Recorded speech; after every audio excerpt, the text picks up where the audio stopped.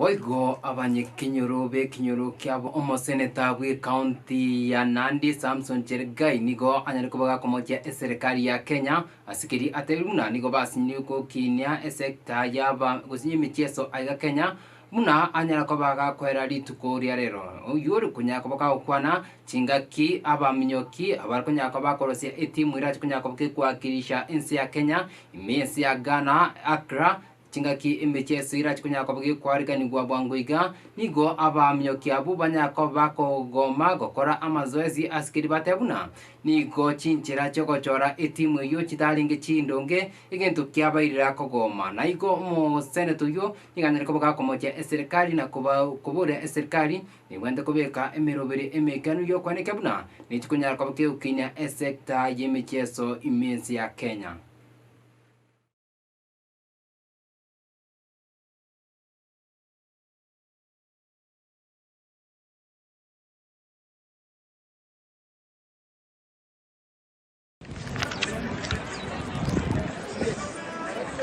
What the athletes have said is that they cannot compete one athlete.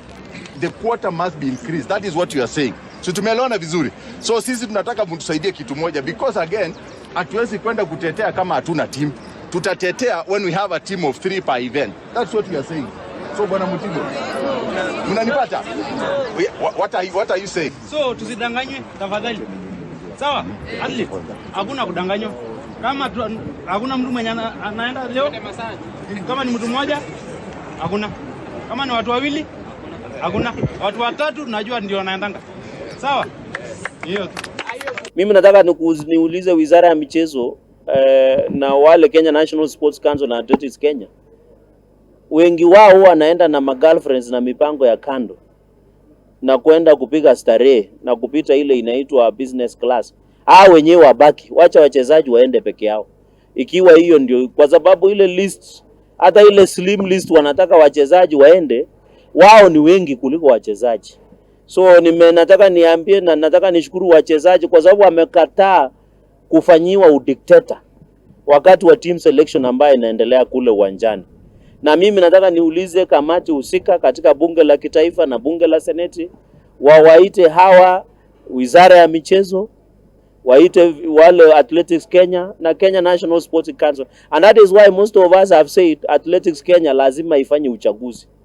Unaona hii tabia yao ambayo ni mbovu wakidikteta na kihimla ya kuangaisha wanariadha. Wanariadha wengi wanaamka asubuhi wanakimbia kama night runners kujaribu kuletea sifa na kuletea medali taifa letu la Kenya. Lakini watu wachache katika riadha house wanaketi na kusema kila event ikuwe na mwanariadha mmoja.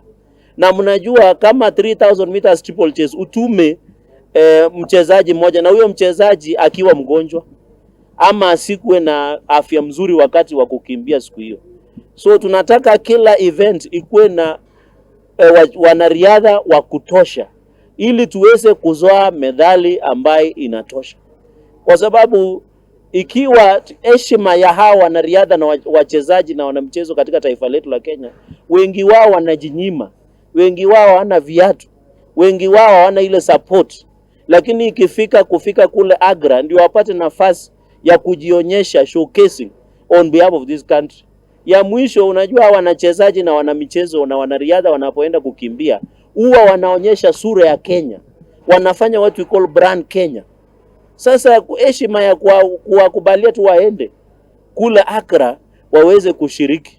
So mimi nataka niulize wale wanahusika, wao wenyewe wasiende, wacha wachezaji 259 washiriki katika mchezo huu. Wasitudanganye kuwa hawana budget, wako na sports fund ambaye kazi yao ni kuhakikisha. Na ya pili, wengi wao kwa hii sports fund wako na wale wafadhili, mashirika mbalimbali ambao huwa wanafadhili michezo katika taifa letu la Kenya. Mbona wasiongee na wale wafadhili ndio wananchi wetu wapate, ama wanariadha na wanamichezo waende kushiriki?